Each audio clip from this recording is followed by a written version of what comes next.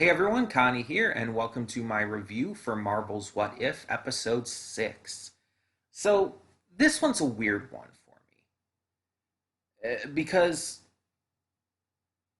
this is what if Killmonger saved Tony Stark in Afghanistan? And the concept, the idea,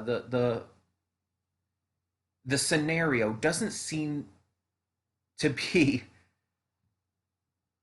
at least at first, the same kind of thing as the rest of this series has been. Because it just kind of makes you question a lot. Like, why would Killmonger save Tony in Afghanistan? What would ever possibly lead to that? Because this other stuff, it's like, okay, what if this character was What if T'Challa was Star Lord instead of Peter Quill?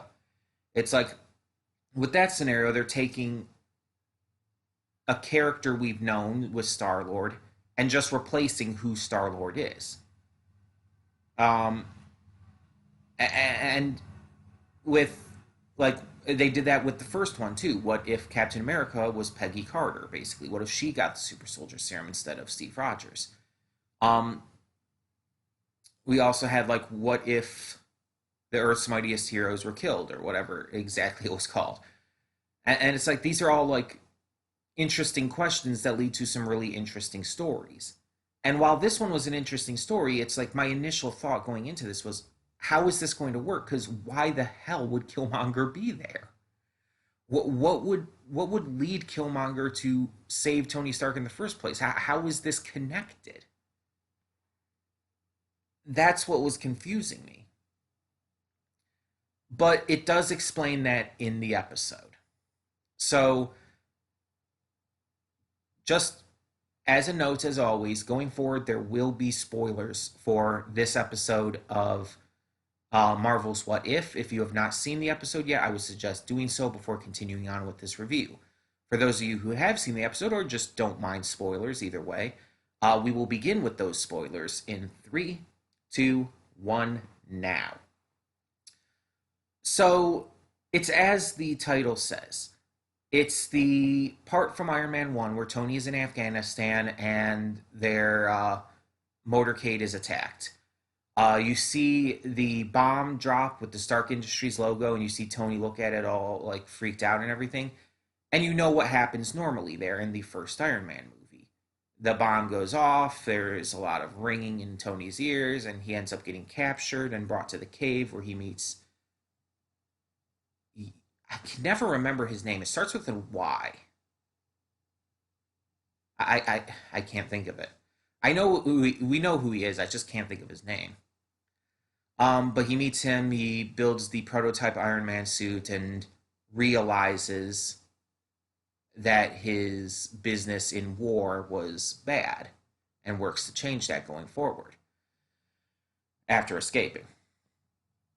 Um, but in this, it's different. Killmonger suddenly comes out of nowhere, grabs and throws the bomb that was going to explode, saving Tony's life, and then he gets him out of there.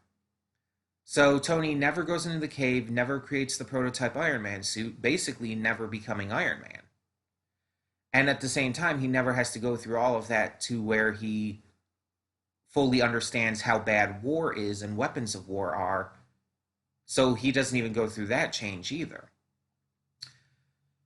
However, back in America, he does become good associates with Killmonger, who is like working with him now and everything. And at a press conference, Killmonger reveals that Obadiah Stane was behind everything, and so yeah, that kind of gets revealed a lot earlier.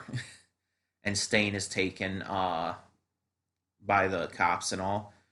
Um, and his position is just given to Killmonger. So Tony and Eric begin working on these drones that are supposed to stop um, people from needing to go to war and everything. They work on them using a bit of vibranium that Eric has. And in order to get more, he puts forward this idea of doing a secret like work with Ulysses Claw. So they go to Claw him. Rhodes is there, and they're putting together this plan. But suddenly, Black Panther attacks T'Challa. He comes in, he starts taking them out, and has a very brief conversation with um, Killmonger before it's revealed that Killmonger has been planning all of this. Because, of course, he has. It's still the same Killmonger. He still has the same motivation. He's been planning all of this. This is all a ruse just to enact his own plans. He ends up, he kills Black Panther. He kills T'Challa and Rhodes and starts pinning it on others. And he starts to go with this grandmaster plan of pinning everything on everyone else and kind of working every side possible.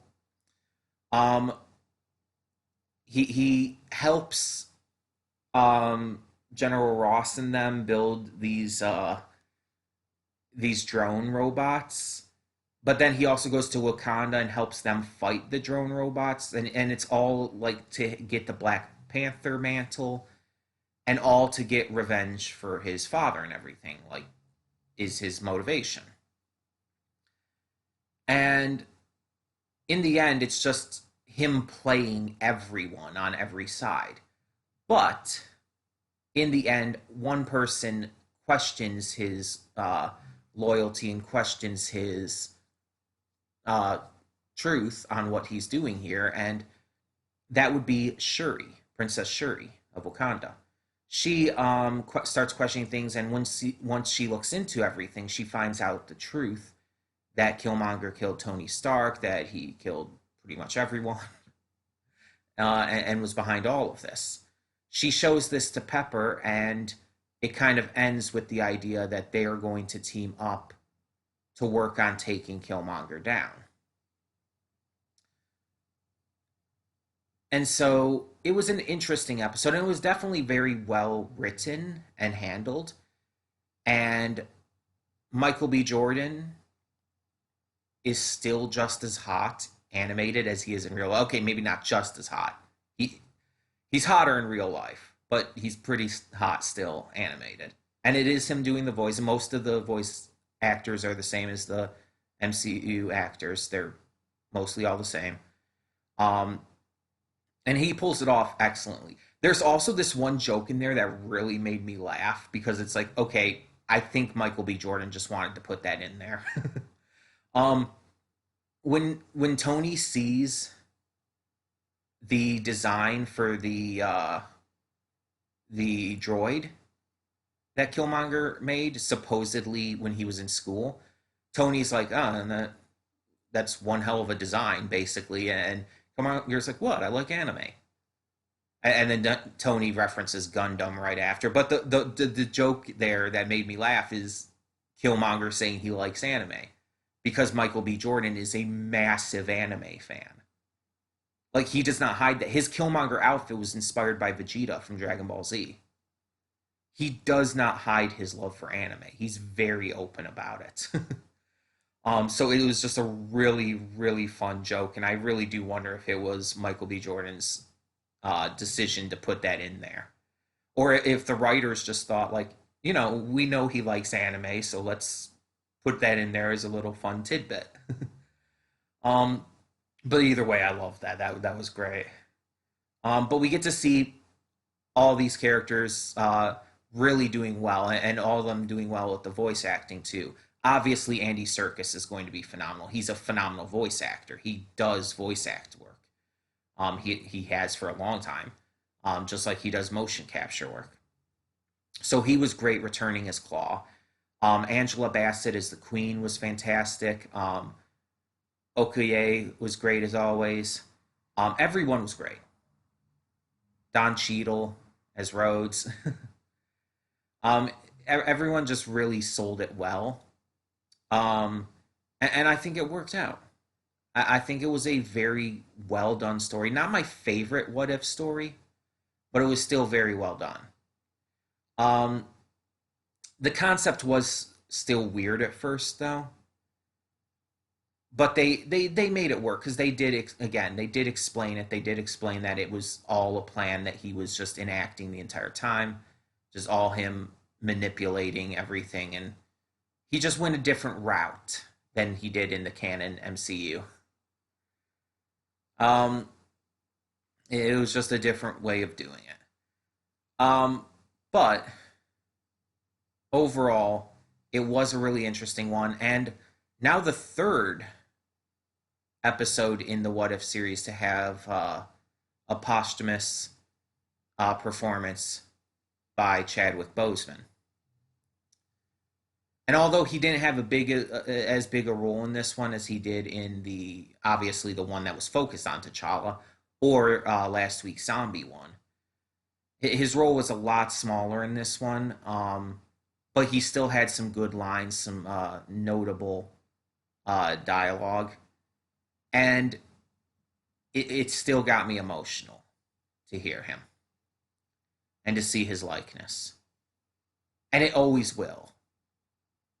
He was a phenomenal actor who is definitely gone way before his time, and I just I really am so excited that so many people just look so fondly back on him, on his career, on his just impact on not only the superhero movie industry but movies in general, the acting industry in general. It just always makes me excited and happy to see that people are so excited and happy about everything he had done, and are so sad even about his about the loss. But he will always be remembered. He will always be remembered very fondly, and will always be remembered as the hero he truly was. Not just as Black Panther, but the hero that Chadwick Boseman himself had become for so many. And I think that's the best thing about it. That even after his death, he is still a hero to so many people out there. And honestly, with everything I've seen, he was very humble and would probably not see himself that way. But he would encourage us to be heroes for other people. And it gets me emotional thinking about it. He had so much to offer. And we will always look back on his movies fondly, whether his roles in the MCU or elsewhere. So, yeah.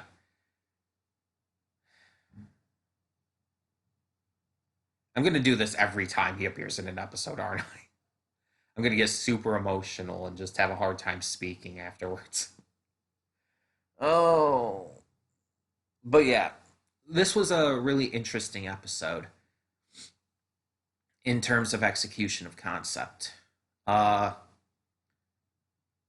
and it's one of those that didn't really have a super definitive ending, but unlike the zombie one from last week, the ending was more clear, and it more and even though it like kind of just left off with like, oh, what happens next and everything,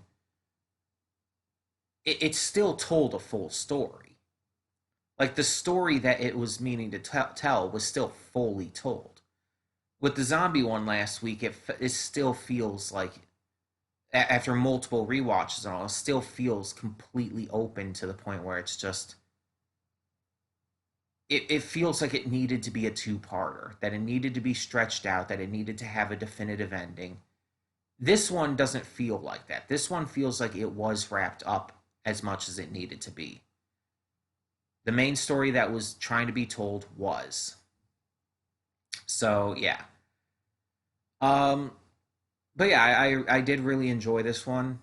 it's just not my favorite. It's definitely not as good as what if Doctor Strange lost his heart instead of his hands, or what if T'Challa became Star Lord. Those ones are still my two favorites. Still kind of switching between them in terms of which one is my actual favorite.